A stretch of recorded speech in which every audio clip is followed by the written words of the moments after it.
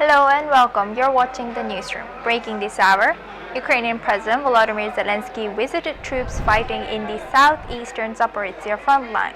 He shared a short video from a bunker with a serviceman, saying that they discussed key decisions to strengthen defenses, including staffing and equipment needs. The visit comes as Ukraine military reports worsening conditions in the area, with Russian forces stepping up their offensive.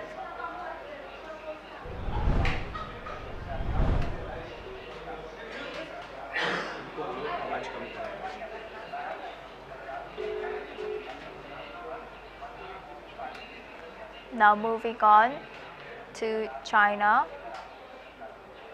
China will remain committed to openness and cooperation in global agriculture, state spokesperson in ministry regarding the country's soybean trade with the United States. The Chinese spokesperson He Deng stated that the China-U.S.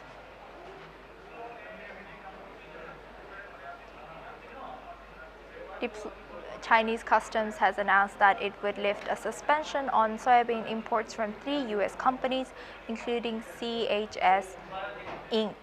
This decision, which came into effect on November 10th, follows an assessment of the corrective measures taken by the U.S. side. In addition, China's export controls on rare earth elements were defended by He Deng. He has stated that the controls align with China's laws and regulations, and they aim to protect national security and global supply chain stability.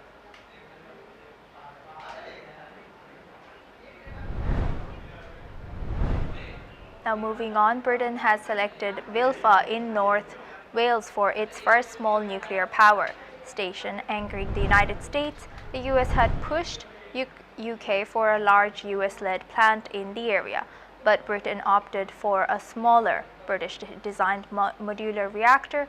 The decision to build small modular reactors is part of the Ukraine strategy to quickly boost energy security and meet climate goals. Rolls-Royce will lead the design. The US criticized the move, saying it would not lower electricity prices or quickly deliver power.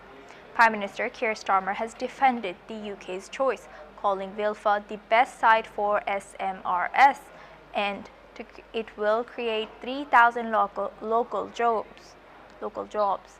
The UK government is still exploring other sites for a large-scale nuclear plant by 2026. This is what Keir Starmer has stated.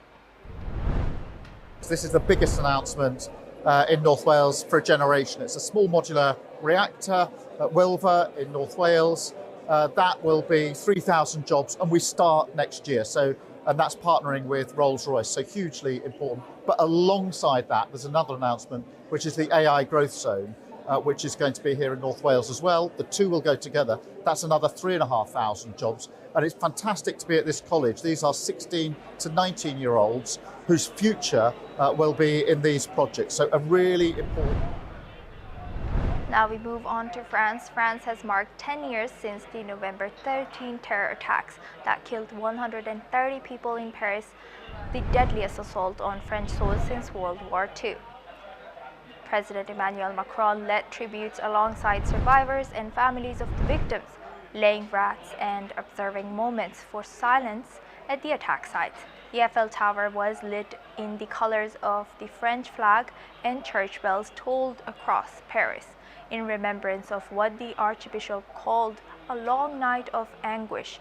Mourners laid flowers and candles at the foot of the Marianne statue, a national symbol of liberty and unity. The wound is still there, and said one attendee, while another stressed that the importance of remembering how the nation came together in the face of tragedy. The commemorations continue across Paris, marking a decade since the deadliest attacks in French soil since World War II. Let's in fact listen into what some of the mourners have shared. Et moi, comme je le disais tout à l'heure, c'est surtout qu'on s'identifie beaucoup en fait aux victimes, dans le sens où le Bataclan, c'est un lieu qu'on fréquente. Les terrasses où ça a eu lieu, c'est des terrasses qu'on fréquente aussi. Moi, je suis parisienne depuis toujours, donc j'ai vraiment, je connais bien ces endroits. Donc en fait, ça aurait pu être nous tous, et c'est important en fait de se rendre compte de la chance qu'on a d'aujourd'hui être ici et de leur rendre hommage.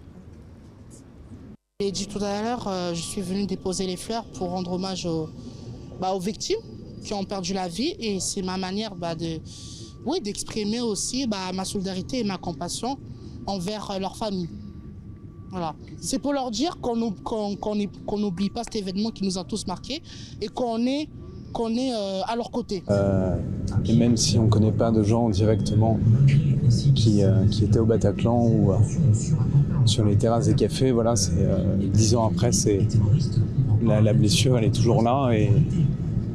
Mais après, on voit que la vie est plus forte que la mort et l'amour est plus fort que la haine. Donc voilà, c'est juste là, juste pour être avec tout le monde et être ensemble, c'est tout. Quand même, combien 150 morts dans notre ville, Paris, dans nos quartiers, la 11e, moi j'habite le centre aussi, on pouvait être à leur place, donc c'est extrêmement important d'être solidaire de ces gens-là. Et puis surtout, on est là aussi pour faire la différence entre islamisme